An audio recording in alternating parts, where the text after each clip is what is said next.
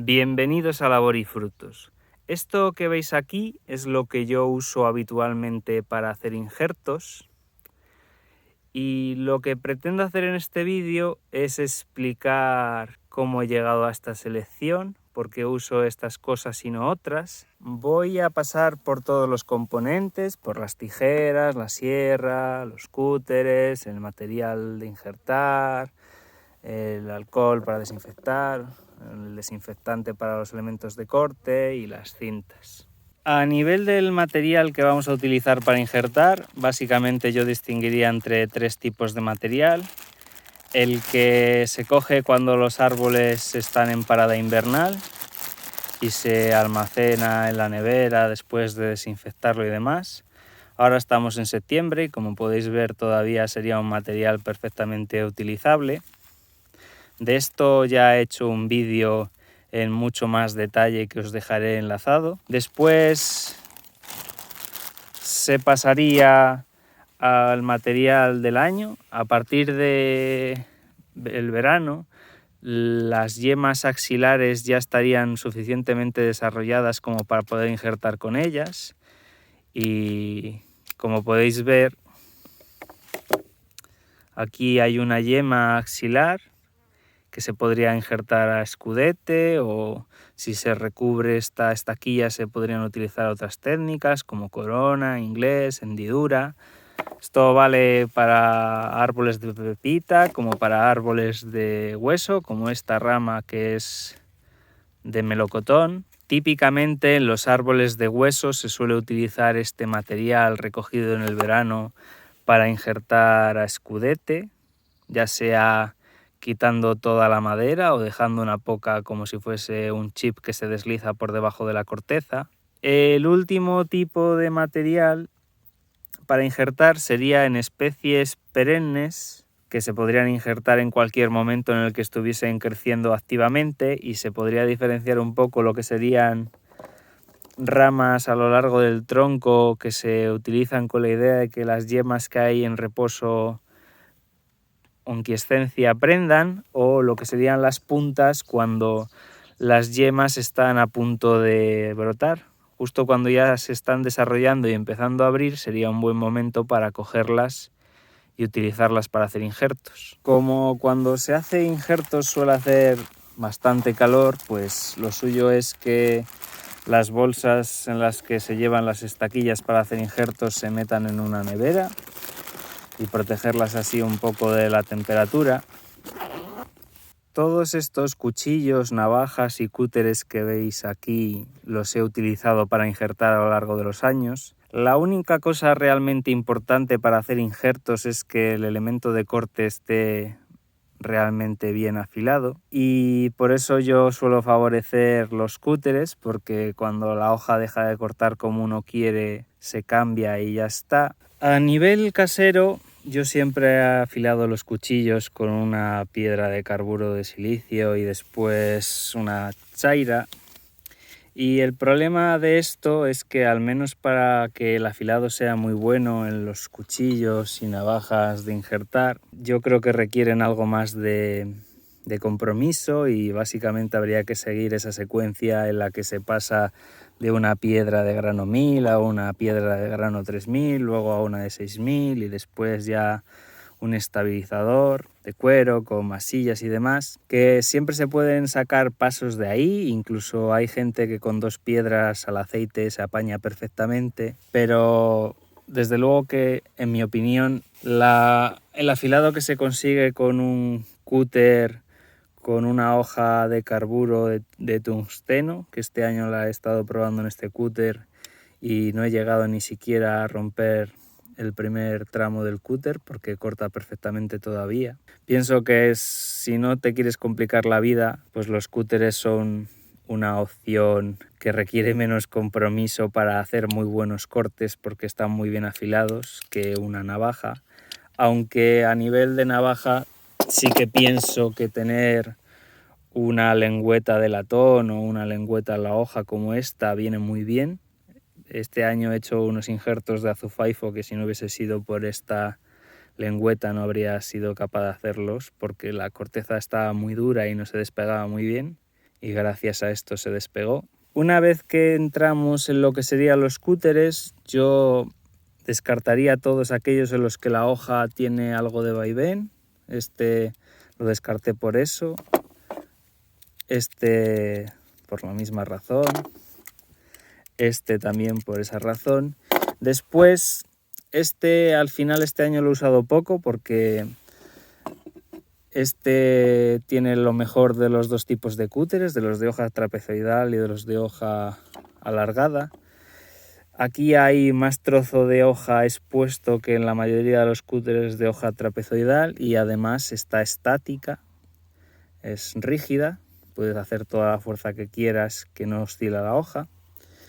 Y luego, por último, este cúter, una vez que sacas la hoja, tiene la ventaja de que se cierra con este mecanismo de mariposa y queda también totalmente rígida la hoja y te ofrece pues lo mejor de los dos mundos. Entonces, al final, lo que sería una navaja con sus lengüetas, un cúter que bloquee la hoja fino y un cúter más grueso que también bloquee la hoja, con esos tres yo creo que tendrías todo lo necesario para hacer cualquier tipo de injerto, y probablemente si quitas este y te quedas solo con esto, te apañes perfectamente para la mayoría de los injertos. Aunque sí que es verdad que, lo dicho, tener una lengüeta, al final hay situaciones en las que viene muy bien. Esto es una obviedad quizás, pero de cara a almacenar hojas de acero al carbono que se oxidan con la humedad, pues nunca está de más ponerles un poco de grasa y así pues no se sigue oxidando esta hoja y estaría perfectamente la próxima vez que la utilicemos, que solo habría que limpiar el aceite, al igual que pues en esta otra hoja que también se ve los cortes que ha hecho y cómo se ha oxidado el acero al carbono. Pues le pones un poco de aceite ahora que va a estar almacenada y no seguirá oxidándose. Este cúter, que al final es el que estoy recomendando indirectamente, sería este. Me imagino que así lo podríais encontrar en cualquier sitio. Y este otro es numeración, y sí que es verdad que este en concreto hay multitud de fabricantes que utilizan el mismo formato, y al final lo más importante, que es respetar que haya mostrazo de la hoja expuesto y que quede sujeta, pues cumpliendo eso tampoco importa mucho la marca en sí. También hay cuchillos más específicos para injertar. Este, por ejemplo, es bastante típico en zonas donde hay tradición de cultivo de olivo y de cítricos, y se utiliza para hacer injertos de chapa, que yo la verdad he descubierto que ese uso es el que se le da y todavía no he hecho ningún injerto con él. Y me parece haber entendido que en la Comunidad Valenciana estos cuchillos se le llaman empeltador, empeltaor. También hay estos otros de hoja curva, que la gente dice que salen los biseles mejores con ellos, pero no sabría decir si es así, al menos a mí no me lo parece. Siguiendo el tema de los biseles, esto que veis aquí es un cepillo de contrafibra, un planeador de balsa, un cepillo de carpintero, y de esto he hecho un vídeo ya que también os dejaré enlazado. Sirve para hacer los biseles y que queden mucho más finos, mucho más perfectos. Llevo teniendo este planeador de balsa desde el 2018 y sí que me he dado cuenta de que lo suelo utilizar al principio de la temporada de injertos, y una vez que ya estoy entrado en materia y le he cogido otra vez el punto a los cuchillos y a los cúteres, pues no lo vuelvo a utilizar en el resto del año. Pero sí que pienso que tenerlo en la caja de injertos para ese día que estás un poco más torpe o trabajas con una madera más dura como puede ser el azufaifo, pues no está de más. A nivel de tijeras de poda voy a comentar algo bastante simple, y es que las tijeras de bypass son mejor opción que las tijeras de yunque, porque aquí la hoja choca sobre una superficie fija y al hacer los cortes pues la madera se machaca bastante, incluso se raja al medio.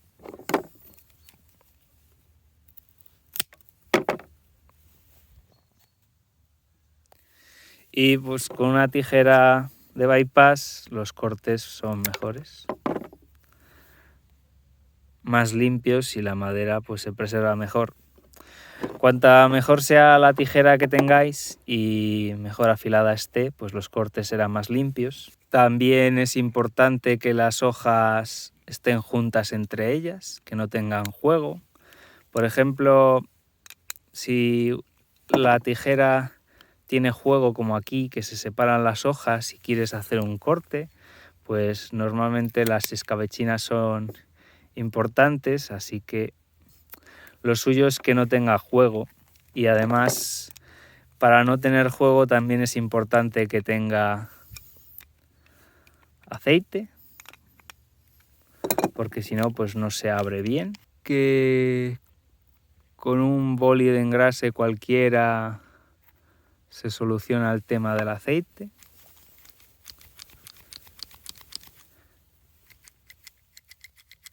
Después también sería importante que no haya muescas en el filo, que suelen machacar bastante la madera. Y para afilarla, pues si no nos queremos complicar mucho con desmontarla en la tuerca y utilizar una piedra de carburo de silicio, pues normalmente es suficiente. Una vez que vamos a injertar a corona, cortes así más grandes, yo siempre considero que es mejor hacer esos cortes con una sierra, con un serrucho de poda o un serrucho japonés, o como lo queráis llamar, porque daña mucho menos los tejidos que utilizar una podona que al final corta por presión. Y lo que se busca en todos los cortes a la hora de injertar es dañar lo mínimo posible los tejidos para que se desarrolle callo tanto en el portainjerto como la estaquilla y se restablezca ese flujo de savia entre ambos, lo que hará que el injerto prenda y crezca. A veces también resulta útil una sierra más específica para cortar madera seca. Yo utilizo esta navaja suiza para cortar el tocón que queda después de despuntar un injerto a chip o a escudete. A nivel de desinfectante de los elementos de corte, yo uso alcohol de 96 grados en un pulverizador pequeño que entra perfectamente en la caja de las herramientas de injerto. Y lo utilizo más que nada por conveniencia, porque no es corrosivo, no hay ningún problema en echárselo en las manos ni en el material vegetal. Frente a otros desinfectantes como puede ser la lejía, que sería mucho mejor desinfectante para eliminar endosporos, esporas, hongos y bacterias, pero es muy corrosiva, habría que diluirla, el poder desinfectante de esa dilución solo se conserva 1 o 2 horas porque después se evapora el cloro. También hay desinfectantes caseros como el Lysol, Pine-Sol, Sanitol o incluso alguno en base de cloro que podrían ser buenas opciones para desinfectar los elementos de corte y de hecho hay estudios que así lo dicen y yo personalmente no he considerado utilizarlos porque aparte del desinfectante en sí que lleven, pues llevan fragancias, surfactantes y otro montón de sustancias en ellos. A nivel de cintas no tengo mucha variedad, pero yo distinguiría entre los materiales que requieren atado.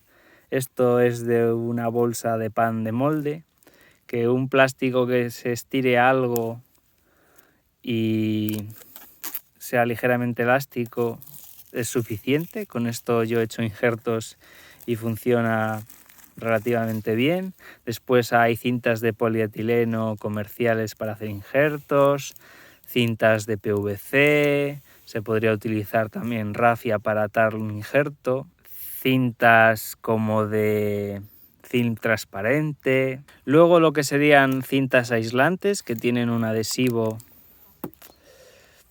que son bastante socorridas y se pueden utilizar como único material de encintado perfectamente, sobre todo aquellas que son un poco más elásticas y tienen un buen adhesivo. Y por último entrarían los materiales así más específicos para hacer injertos, que son autoadhesivos, no dejan penetrar el agua pero sí dejan respirar a las plantas. En este caso esto es body tape, Pero hay otros fabricantes como Parafilm que también hace cinta para injertar, o si no se pudiese encontrar la de injertar es bastante habitual encontrar la del Parafilm de laboratorio, que para envolver una estaquilla también valdría.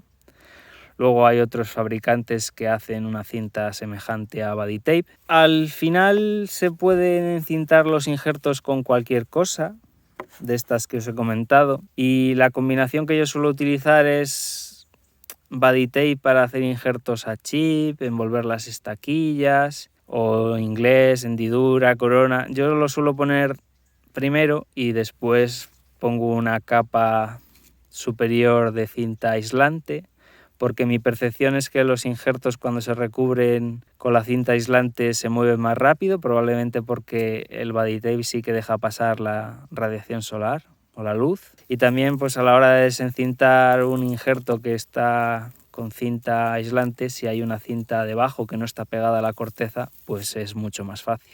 Hay especies como los nogales que por su sensibilidad a la luz o porque necesitan algo más de temperatura para que se desarrolle el callo se benefician de utilizar aluminio. A nivel de masilla o pasta cicatrizante, yo vengo distinguiendo como dos grupos, unas que son de resinas elásticas, aceites vegetales. Esta en concreto se le puede incluso echar agua cuando se va quedando más seca y darle la consistencia que queremos. La madera crece bien por debajo de ella y se desarrollan bien los callos. Y después tendríamos masillas en base de alquitrán que yo, por mi experiencia, no podría recomendar. No crecen bien los callos por debajo de ellas, no son fáciles de eliminar. Lo único que sí que pienso que pueden ser útiles es si quieres que una planta o un árbol no rebrote en ciertos sitios. Si tú pones masilla de esta en esa zona o en ese corte, no va a sacar ningún brote nuevo por ahí. A la hora de injertar, pues la masilla lo que se utilizaría es para dar un extra de estanquinidad. Si tenemos dudas de si por un punto puede entrar el aire, pues ponemos un poco de masilla, ya es mucho menos probable que entre por ahí el aire o el agua.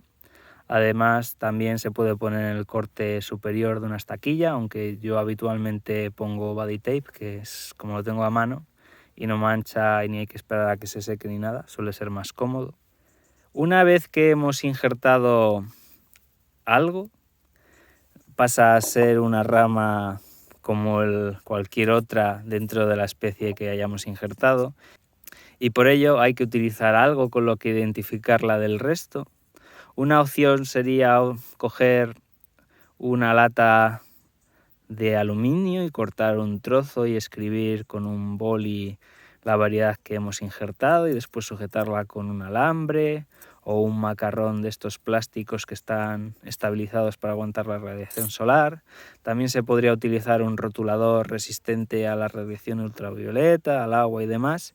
En este caso es un marcador industrial. Y también está la opción de hacer una foto escribiendo en el texto de la cámara la variedad que hemos injertado, porque al final tampoco es que los árboles vayan a cambiar de sitio y de posición.